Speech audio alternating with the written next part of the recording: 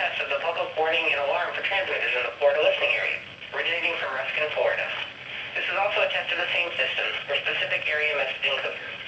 The same system will alert only the county or counties affected by a particular warning.